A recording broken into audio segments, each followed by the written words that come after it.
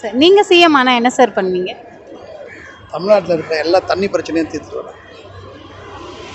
2026ல் எலெக்ஷனில் யார் வின் பண்ணுவாங்கன்னு நினைக்கிறீங்க சார்? டிஎம்கே தான். இப்போது ஏடிஎம்கே நம்ம தமிழ்நாட்டு கவர்மெண்ட் தமிழ்நாடு ஸ்டேட்டை பொறுத்த வரைக்கும் பிஜேபியோட அலையன்ஸ் வச்சா தமிழ்நாட்டு மக்களுக்கு பிடிக்காது. அதனால் ஏடிஎம்கே விட ரொம்ப கஷ்டம். அவங்க ஏடிஎம்கே வந்து ஜெயிக்கிறது ரொம்ப கஷ்டம். அதே போல் டிஎம்கே வந்து எல்லாருக்கூடையும் கூட்டணி வச்சு வந்துடுவாங்க. ஆனால் அதனால் ஓட்டு வந்து உடையத்துக்கு சான்ஸ் வந்து விஜய் இருக்காங்களே, அவருக்கு வந்து ஓட்டு இந்த வாட்டி நிறைய போலிங் ஆகும். ஏன்னா யூத்தும் அப்படி அவங்க கூட இருக்கும்.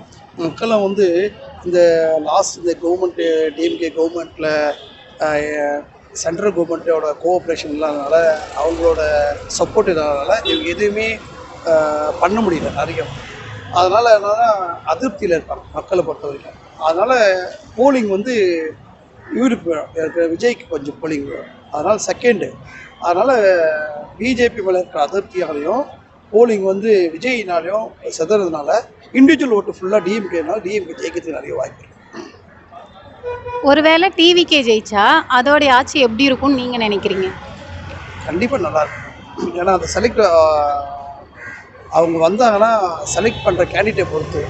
இப்போ வந்து இவரும் அப்படி தான், நம்ம கமலும் அப்படி தான் சொன்னார், ஊழல் இல்லாத ஆட்சி வரணும்னா அந்த செலக்ட் பண்ணுற கேண்டிடேட்லாம் நல்ல கேண்டிடேட்டாக இருக்கணும் அப்படின்னு சொல்லி யோசிச்சாரு. அதே போல் இவங்களுக்கு நல்ல வாய்ப்புகள் அதிகமாக இருக்குது. வாய்ப்புகள் வந்து பிரகாசமாக இருக்குது.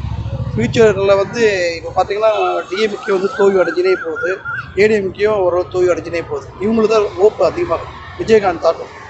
எப்படி நம்ம தமிழ்நாடு காங்கிரஸ்க்கு வந்து ஃபஸ்ட்டு எலெக்ஷன் டைமில் வந்து எப்படி ஓட்டு இது ஜெயிச்சாருங்களோ அதே போல் எங்களுக்கு வாய்ப்பு இருக்குது. ஆனால் இவங்க வந்து கேண்டிடேட் எப்படி இருக்குது, அவங்க என்ன வந்து அவங்களோட வாக்குறுதிகள் என்ன இருக்குது, அவங்க சொல்கிறது பேஸ் பண்ணி தான் மக்கள் வந்து எதிர்பார்ப்புகளும் நிறைவேறதுக்கு சான்சஸ் இருக்குது.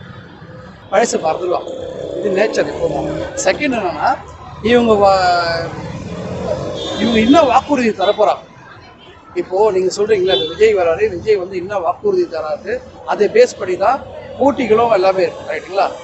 இப்போ பார்த்தீங்கன்னா டிஎம்கே வந்து முதல் வந்து நிறைய வாக்குறுதி கொடுத்தாங்க, நடக்கும்னு எதிர்பார்ப்பு மக்களுக்கு நிறைய இருக்குது. ஃபார் எக்ஸாம்பிள் ஒன்றே எடுத்துங்க, கரண்ட் பில்லை பொறுத்த வரைக்கும் 2 மந்த்து வந்து ஒரு மந்த்து அவுட் பண்ண போகிறேன்னாங்க, அது நடக்கலை. அப்புறமா இந்த நிறைய பேர் இறந்து போகிறாங்க, அதனால் வந்து இந்த நீட்டை வந்து பண்ண போகிறாங்க. இதெல்லாம் வந்து மக்கள் மனதில் ஆழ் மனதில் இருக்கும், வெளியில் சொல்ல மாட்டாங்க, ஓகேங்களா? அதனால் இப்போ இவங்க வரும்போது இன்னும் வாக்குறுதி, எப்பவும் எலெக்ஷன் முன்னாடி என்ன வாக்குறுதி ஒன்று கொடுக்குறாங்களோ அது நிறைவேற்றணும், இல்லைன்னா வாக்குறுதி கொடுக்கக்கூடாது, புரியுதுங்களா? அப்படி இருக்கும்போதோ இன்கேஸ் இதெல்லாம் எடுத்து இப்போ ஆப்ரேட்டில் இருக்கவங்க யாராவது எல்லாம் பேசும்போதோ மக்கள் மனதில் அப்படி பதியும்.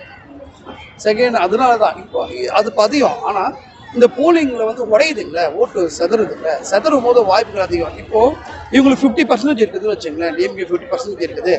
இப்போ ஏடிஎம்கே வந்து தனியாக நின்று இருந்தாலும் வச்சுக்கணும், இந்த 50%, 40%, 60% ஜெயிக்கிறதுக்கு வாய்ப்பு இருக்குது, ரைட்டா? இப்போது 50% எங்களுக்கு ஓட்டு அப்படியே தான் நிற்கும் டிஎம்கேல, 40%, 10% வச்சுக்கலாம். இப்போது ஏடிஎம்கே ஓட்டு உடஞ்சா கூட இவங்க நம்ம விஜயோட கட்சி வந்து வர்றதுக்கு செகண்ட் பிளேஸ் வரதுக்கு சான்ஸ் இருக்குது. நம்ம நினைக்கிறோம் ஏடிஎம்கே செகண்ட் வரும், டிஎம்கே ஃபஸ்ட்டு வரும். ஆனால் ஏடிஎம் ஃபஸ்ட்டு டிஎம்கே வரலாம், செகண்ட் வந்து விஜய் வரலாம், தேர்ட் வந்து பிஜேபி வரலாம், ஏடிஎம்கே வரலாம். ஏடிஎம்கே வந்து நம்ம பிஜேபியோட அலையன்ஸ் இல்லைன்னா கண்டிப்பாக வந்து ஏடிஎம்கே தான் ஜெயிக்கும் எலெக்ஷனில், கண்டிப்பாக. ஏன்னா எல்லாம் வெளியில் நிறைய பேர் சொல்ல மாட்டாங்க, ஃபேக்ட் ரியல்டி இருந்தால். ஏன்னா எல்லாரோட இதுவும் அதிருப்தி இருக்குது. ஆனால் தமிழ்நாட்டில் தான் அப்படி. ஆனால் உண்மையாலுமே பார்த்தீங்கன்னா பிஜேபி கூட அலையன்ஸ் வச்சு ஏடிஎம்கே ஜெயிச்சிருச்சுன்னா கண்டிப்பாக நமக்கு நிறைய நல்ல திட்டங்களும் நிறைய வரும். ரியாலிட்டி அதுதான் சார். இப்போ ஒரே மேடையில் எல்லா கட்சி தலைவர்களையும் ஒன்றா நிற்க வச்சு அவங்களோட கருத்துக்களை சொல்கிற மாதிரி ஒரு வாய்ப்பு கொடுக்குறாங்க. அந்த மாதிரி தமிழ்நாட்டிலையும் ஒரே மேடையில் திமுகவுக்கு வந்து ஸ்டாலின் அவர்களையும், இல்லை உதயநிதி அவர்களையும், அண்ணா திராவிட முன்னேற்ற கழகத்துக்கு வந்து எடப்பாடியாரையும், நாம் தமிழர் கட்சி சீமான், டிவிகே விஜய்னு சொல்லி எல்லாரையும் ஒரே மேடையில் வச்சு பேச வச்சா மக்கள் யாரை தேர்ந்தெடுப்பாங்கன்னு நினைக்கிறீங்க?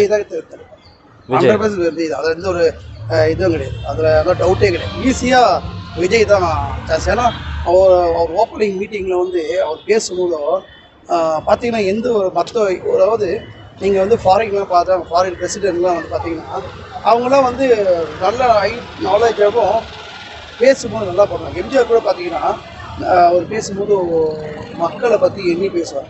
இவர் பேசும்போது ஃப்ளூயன்ஸாக பேசினே இருந்தார். எல்லாம் எதுவுமே அவர் படித்து வச்சு பேச போகிறே இல்லை, அப்படியே கண்டினியூட்டி இருக்குது. இது வந்து மக்கள் மத்தியில் வந்து ஒரு நல்ல இது. ஏன்னா 4 பேர் பேசும்போது கேட்குற கேள்விக்கெல்லாம் டாங்க பதில் சொல்லக்கூடிய கெப்பாசிட்டி வந்து விஜய்க்கு இருக்குது.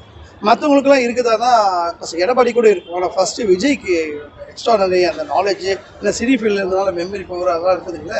அதனால் கண்டிப்பாக அவரு தான் 4 பேர் நிற்க வச்சு கேட்டார்னா மக்கள் வந்து எல்லாம் சினிமாவில் காட்டுற எல்லாம் லைவ் டெலிகாஸ்ட் எல்லாமே என்னன்னா கண்டிப்பாக விஜய்க்கு தான் சான்சஸ் அது. யார் சாமி இவன்? எங்கிருந்து வந்திருக்கான்? நீங்க எல்லாம் வெத்து வெட்டுன்னு நினைக்கிறீங்களே, அந்த common man. I'm just a stupid common man of this republic.